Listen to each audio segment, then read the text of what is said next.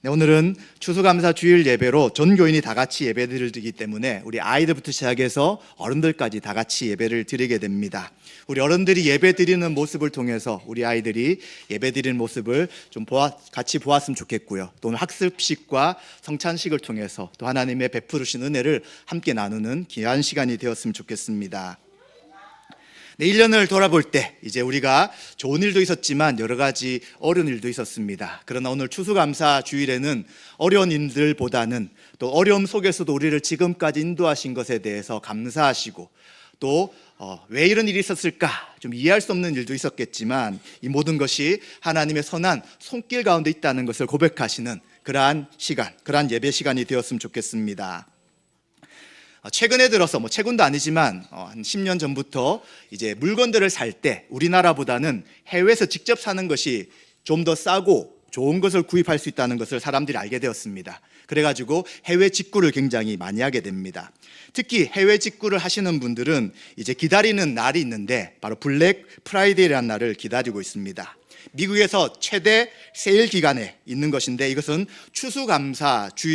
추수감사절을 연후로 해서 이제 11월 넷째 주 목요일부터 한 달간 진행되는 세일 기간이라고 합니다. 이 행사가 언제부터 시작되냐면 미국의 추수감사절을 미국은 11월 넷째 주 목요일이 추수감사절이기 때문에 그때부터 이제 한 달간 진행되는 것입니다.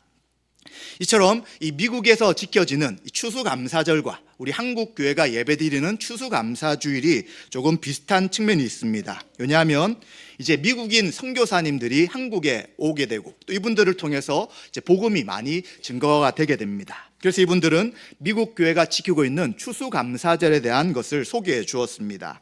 그래서 한국 교회도 그것을 처음부터 시작해서 계속해서 받아서 지켰습니다. 날짜들을 조금씩 달라졌지만 지금은 대부분이 이제 11월 셋째 주를 추수감사 주일로 지키고 있습니다. 혹 몇몇 교단은 이제 우리나라 같은 경우 추수하는 시간이 좀 더 앞당겨져 있기 때문에 10월 달로 앞당겨서 추수감사 주일도 지내고 있지만 보통은 오늘 우리가 드리듯이 11월 셋째 주일을 추수감사 주일로 보내고 있습니다.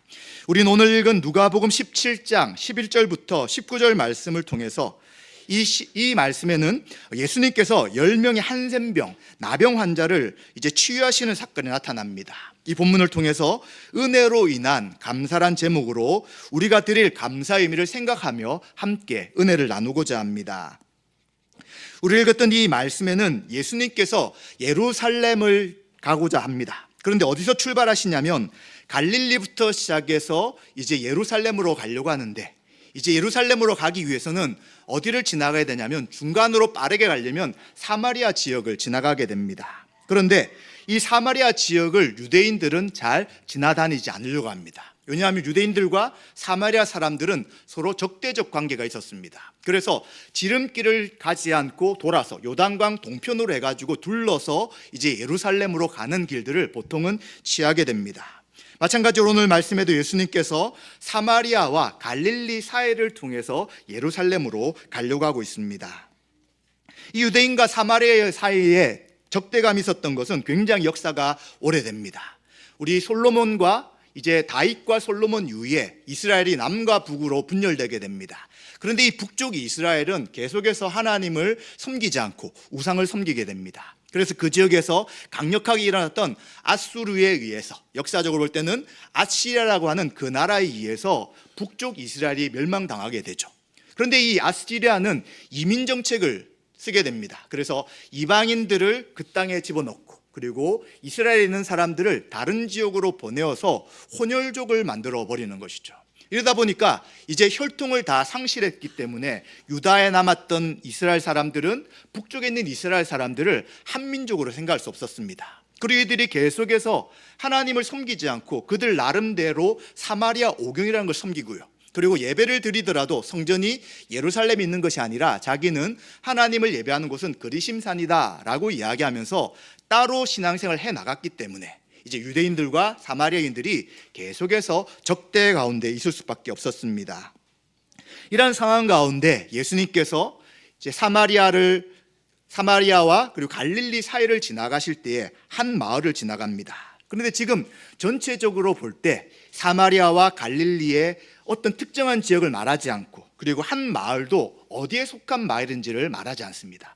갈릴리에 속했다면 유대인들이 있는 마을일 것이고, 만약 사마리아에 속한 마을이라면 사마리아인들이 살고 있는 것입니다. 그런데 어떤 곳인 곳은 이야기하지 않지만 예수님이 이곳으로 지나갈 때에 그곳에 있었던 한센병 환자들, 나병 환자 10명이 예수님을 알아보게 됩니다. 예수님은 제자들과 함께 움직였기 때문에 누굴까라고 관심을 가지고, 또 아마 이분이 예수님이라는 이야기를 그들은 들었을 것입니다. 그래서 이제들은 도움을 요청합니다.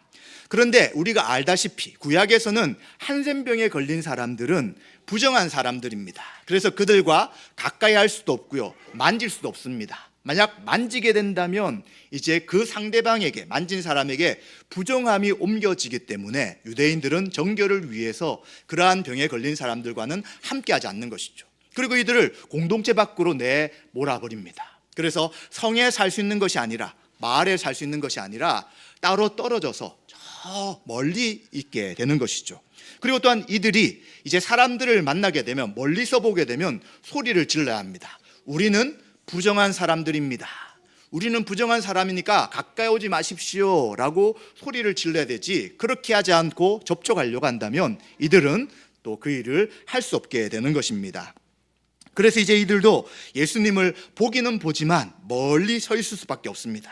그리고 멀리서 소리를 지릅니다. 선생님, 선생님. 네, 제가 너무 크게 하면 놀랄 수 있기 때문에 작게 이야기하지만 크게 부릅니다. 예수님 들어야 되니까 큰 소리로 예수님 걸 부르게 됩니다. 그런데 이들이 이야기했던 선생님이란 호칭이 우리가 생각하는 가르치는 사람과는 조금 차이가 있습니다. 여러 복음서에는 예수님을 랍비라고도 하고 선생님이라고도 하고 주님이라고도 이야기하지만, 이 누가복음에 나타난 이 선생이라는 단어는 주여 하는 뜻이 되는 것입니다. 그래서 주여, 그리고 우두머리라는 뜻이면서 이 단어는 누가복음에만 6번 나오는 특이하게 사용되는 단어인 것이죠. 보통은 주여 주여 하는데 이 누가복음에는 선생님이란 단어가 주여, 우두머리라는 뜻이 되는 것입니다. 그래서 이들은 그냥 예수님을 랍비 중에, 유대인의 말씀을 가르치는 선생 중에 한 사람으로 보지 않고 이 예수님이 바로 우리를 구원하실 주님이시며 우리의 주님, 우두머리가 되시는 그러한 분이다라고 고백을 하고 있는 것이죠. 그래서 이들은 기적의 능력을 행하는 권위를 가진 분이라고 할 때 바로 누가복음에서는 이 선생님이라는 표현을 쓰고 있습니다. 한번 누가복음 8장 24절을 보도록 하겠습니다. 같이 읽어보겠습니다. 제자들이 나와 깨어 이르되 주여 주여 우리가 죽겠나이다 한데 예수께서 잠을 깨사 바람과 물결을 꾸짖으시니 이에 그쳐 잔잔하여지더라. 아멘. 여기서 주여 주여 하는 단어가 오늘 읽었던 말씀의 선생님과 같은 헬라어 원어라고 할 수 있는 것입니다. 그래서 여기서 어떤 일이 생깁니까? 예수님께서 물을 꾸짖으시니까 물이 잠잠게 되는 것이죠.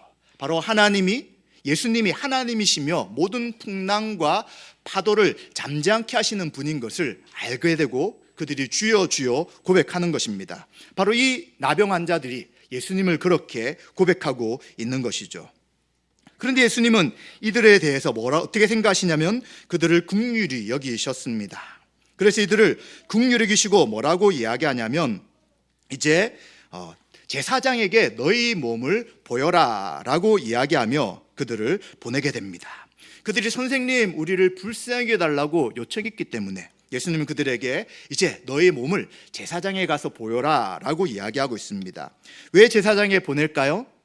제사장에 보낸다는 것은 그 당시 율법에 의하면 이 나병이 있는지 없는지 또 치료되었는지 그대로 있는지를 판단하는 사람은 제사장이 되는 것입니다. 그래서 제사장이 그 몸을 보고 이제 병이 다 나았으면 너는 깨끗게 되었다라고 선언할 때 다시 공동체로 들어올 수 있는 것이고요. 아직 여전히 나병의 흔적이 남아있으면 그 사람은 여전히 공동체에 있지 못하고 바깥에서 생활해야 되는 것입니다. 그래서 이 모든 것을 결정하는 사람이 제사장이기 때문에 예수님은 제사장에 가서 내 몸을 보여라 라고 이야기합니다. 그럼 다르게 생각한다면 어떤 일이 생긴다는 것입니까? 제사장 앞에 갔을 때 이 나병이 다 깨끗이 될 것이다 하는 것을 전제로 예수님이 보내는 것입니다. 그런데 출발할 때는 알 수가 없는 것이죠. 갈까 말까 망설였을 것입니다. 그러나 10명은 다 같이 예수님 말씀을 듣고 제사장에게로 향해 가게 됩니다. 그런데 놀라운 일이 생깁니다. 이제 그들이 제사장에 가는 동안 몸이 깨끗게 치유되게 되는 것입니다. 그래서 이 치유된 것을 한 사람이 알게 되고 이제 어떻게 내 몸이 깨끗게 되었는가라는 것들을 생각하게 되는 것이죠. 만약 이들이 그냥 제사장으로 갔다면 어떤 생각을 하는 것입니까? 내가 깨끗게 되어서 제사장을 통해 이제 나는 가족관계 가운데 공동체에 속할 수 있구나 라고 생각하는 것이죠. 그리고 만약 가다가 멈춘다면 이 병이 왜 나았는가, 어떻게 내가 이 한센병에서 깨끗게 됐는지를 알고 그 치료하신 분에게 돌아가게 되는 것입니다. 우리가 다 알겠지만 제가 한번 다시 여쭤보면, 우리 청소년들한테 여쭤보면 몇 명이 제사장에 갔다가 돌아갔을까요? 예수님께. 네, 그렇죠. 한 명. 역시 우리 청소년들 잘 알고 있습니다. 네, 한 사람만 돌아오게 되었습니다. 제사장은 어떤 역할을 하냐면 나병 환자를 고친 역할을 할 수 없습니다. 그냥 있는지 없는지만 판단하는 역할입니다. 그런데 이 병이 나았다는 것은 바로 제사장보다 훨씬 능력이 많은 신분이 이 예수님이라는 것을 그들이 인정하는 것이죠. 주여 주여 했던 그분이 바로 하나님이시며, 이 하나님은 첫 창조의 모습처럼 죄와 사망의 권세 가운데 있던 우리들을, 이 사람들을 회복시켜 주실 분이신 것을 알고 이제 그분 앞에 돌아가는 것입니다. 그래서 예수님 앞에 한 사람이 돌아가게 되었습니다. 그런데 예수님이 이제 그 돌아온 한 사람에게 묻게 되는 것이죠. 나머지 사람들은 어디 있느냐라고 묻습니다. 이 돌아온 한 사람은 15절에 보시면 큰 소리로 하나님께 영광을 돌립니다. 하나님 영광 받아 주십시오. 지금 나의 몸에 있던 이 한센병, 나병이 깨끗게 되었습니다. 하나님이 치료해 주셨습니다 하고 영광을 돌리는 것이죠. 그리고는 예수님 앞에 엎드립니다. 왜 엎드립니까? 바로 예수님이 주님이시고 그 제사장도 어떤 누구도 할 수 없고 오직 하나님만 하실 수 있는 권능을 행하셨기에 저는 예수님 앞에 엎드리며 예수님은 나의 주인이십니다 라고 엎드리죠. 그리고는 감사하는 것입니다. 저를 회복케 하셔서 이제 모든 병을 낫게 하시고 이제는 공동체 안에 함께 살아갈 수 있는 은혜 주심을 감사합니다 라고 그는 감사하는 것입니다. 그래서 이제 이 사람은 이렇게 하나님 앞에 감사하게 될 때 예수님이 놀라운 선언을 하시게 되는 것입니다. 바로 이 사람에게 뭐라고 이야기하시냐면 내 믿음으로 인해 내가 깨끗이 되었다라고 이야기하면서 이제 돌아가라라고 말씀하는 것이죠. 10명 중에 10명은 다 나음을 받았습니다. 그런데 돌아온 사람은 한 명이었습니다. 그런데 누가 돌아왔느냐라고 할 때 예수님은 이 이방인 외에는 하나님께 영광을 돌리러 돌아온 자가 없느냐라고 말씀하는 거죠. 그들은 다 한센병에서 나음을 입었습니다. 그리고는 제사장한테 갔던 것이죠. 그런데 한 사람만, 이 사마리아인만이 유일하게 예수님 앞에 엎드리고 예수님이 주님이십니다 라고 고백하게 된 것이죠. 처음에 말씀드린 것처럼 유대인과 사마리아는 함께 교제하지 않습니다. 사마리아인들은 하나님을 온전히 믿지 않기 때문에 유대인들이 볼 때는 이방인과 똑같은 자들입니다. 구원받을 수 없는 자들입니다. 그런데 놀랍게도 유대인들이 아니라 이방인 이 사마리아인 한 사람이 이제 자신의 병이 고침받음을 보고 예수님 앞에 엎드리며 예수님께 영광 돌리는 것이죠. 이러한 믿음의 고백에 대해 예수님께서 내 믿음이 너를 구원하였으니 돌아가라 라고 말씀하시면서 이제 병에서 고칠 뿐만 아니라 그의 영혼이 회복되는, 구원받는 놀라운 역사가 오늘 말씀 가운데 기록되고 있는 것입니다. 우리는 누가 감사할 수 있을까요? 어떤 사람이 진정한 감사를 할 수 있을까요? 우리에게 무엇이 많이 주어졌다고 감사할 수 있을까요? 올 한 해 생각해 보니까 참 좋은 일이 많이 있었구나, 그리고 나의 재산이나 또 우리 가족들이 안전하구나, 이런 것을 가지고 있을 때 감사할 수 있을까요? 그러지 않다는 것입니다. 만약 어떤 조건에 의해 감사한다면 있을 때는 감사할 수 있지만 없어지면 바로 원망과 불평이 되는 것이죠. 그래서 없어지지 않는 유일한 것, 없어지지 않는 무한한 것이 우리 가운데 있을 때, 영원한 것이 무엇인지를 알 때 우리는 참된 감사를 할 수 있는 것이죠. 바로 이 나병의 고침을 받았던 사람이 예수님을 주님으로 부르면서 엎드려서 이제 예수님만이 이 병을 고쳐주시며 예수님만이 창조주시며 예수님만이 우리에게 구원을 주시는 분임을 고백했을 때 그에게 예수님의 선언처럼 내 영혼이 내가 구원받았다라는 이 선언이 우리에게 참된 감사의 의미와 내용이 될 수 있는 것입니다. 우리는 하나님이 우리에게 베풀어 주신 은혜가 무엇인지 안다면 우리의 감사는 지속적이 될 것입니다. 은혜가 무엇입니까? 받을 자격이 없는 자에게 주시는 하나님의 호의가 되는 거예요. 뭔가 받을 만한 그러한 것이 없는데도 불구하고 하나님이 우리에게 주시는 것, 무엇을 주시냐면 구원을 선물로 주시는 것이 하나님의 은혜라고 말할 수 있는 것입니다. 우리는 어떤 은혜 가운데 있습니까? 우리가 예수 그리스도 앞에 나왔을 때에 이 한센병 환자처럼 육체의 병이 아니라 우리의 영혼의 죄로 인해서 하나님과 떠나 있었고 하나님 앞에 심판받기에 충분한 자로 살아갔습니다. 생각을 하는 모든 것 결정하는 것이 죄를 행하는 것이었죠. 그래서 우리의 삶 속에 하나님이 싫어하는 일들을 잔뜩 함을 통하여 하나님의 진노를 쌓고 쌓았던 것이 우리들의 인생이었던 것입니다. 그런데 이러한 우리들을 위해 하나님께서 예수님을 보내시고 예수님 우리 죄를 위해 십자가에 죽으심을 통하여 우리의 모든 죄를 대속하셔서 십자가에 달려 죽으셨다고 성경은 말씀하는 것이죠. 우리가 죄인이었을 때, 우리가 경건치 않을 때, 우리가 하나님 앞에 믿음으로 살지 못하는 연약함을 가지고 있을 때에 하나님이 우리를 사랑하셨다고 말씀하고 있는 것입니다. 이 하나님의 사랑을 우리가 안다면 우리는 어떻게 할 수 있다고요? 감사하게 되는 것입니다. 이것이 하나님의 은혜구나. 다른 어떤 것이 큰 은혜가 아니라 나의 영혼이 회복되어 하나님을 알고 하나님을 예배하며 하나님께 감사하는 것이 참된 은혜인 것을 안다면 우리는 감사하게 되는 것입니다. 10명의 나병 환자 가운데 이 한 사람이 돌아왔을 때 성경은 뭐라고 표현하냐면 그가 보았다고 이야기합니다. 무엇을 보게 되냐면 그가 병에 나은 것을 보게 되는 것이죠. 우리도 봐야 합니다. 집중해야 합니다. 무엇을 보고 집중해야 합니까? 예수 그리스도를 믿을 때 우리 영혼이 회복되고 구원받아 하나님의 백성이 된다는 것을 볼 수 있어야 되는 것이죠.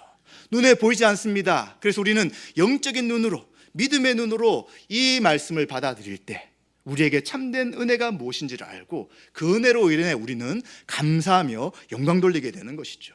그러나 만약 우리가 이제 함께 모여 있음에도 불구하고 눈에 보이지 않는다고 해서 믿음의 눈으로 우리에게 구원을 베풀어 주신 그 십자가의 은혜, 그 하나님의 사랑을 놓쳐버린다면 우리는 무엇에 집중하게 되겠습니까? 보이는 것, 나에게 있는 것, 있다가 없어진 것, 그리고 내가 바라고 원하는 것들만 집중한다면 결국 우리는 감사가 아니라 조건에 따라서 하나님을 찾게 되는 것이고 무조건적인 은혜, 우리에게 베풀어 주신 무한한 은혜가 무엇인지를 우리는 잊어버리게 된다는 것입니다. 따라서 우리는 추수감사 주일에 다시 한 번 더 하나님의 은혜를 주목해야 되는 것입니다.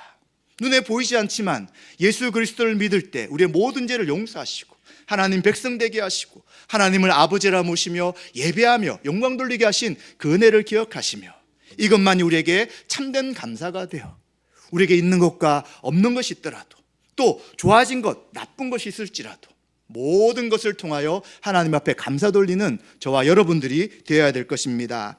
말씀 마무리하겠습니다. 10명의 한센병 환자 중에 오직 한 사람, 이방인 사마리아인만이 예수님 앞에 엎드리며 예수님이 주님이십니다 라고 고백함을 통하여 병에서 고침 뿐만 아니라 그의 영혼에 구원이 이르렀다는 것을 선언하게 되십니다. 바로 내 믿음으로 인하여 너가 구원받았다고 말씀합니다. 지금도 마찬가지입니다. 우리가 어떻게 하나님의 은혜를 알 수 있습니까? 성경에 기록되고 선포되는 하나님 말씀을 믿음으로 받을 때 우리는 그 믿음으로 인하여 예수님을 나의 주 나의 하나님으로 받아들이는 것이고요. 그 예수님이 나의 주 나의 하나님이 되실 때에 우리는 구원받은 백성으로 하나님 앞에 영광 돌려 나아갈 수 있습니다. 이런 은혜가 저와 여러분들에게 충만하기 원하며 이제 우리는 그 예수님으로 인하여 우리에게 주신 그 풍성한 은혜로 인해 오늘 하루만 또 어쩔 때만 무엇인가 주어졌을 때만 감사하는 것이 아니라 주님 오실 때까지 날마다 감사와 찬양 돌리는 믿음의 삶이 되시기를 주님의 이름으로 축원드립니다.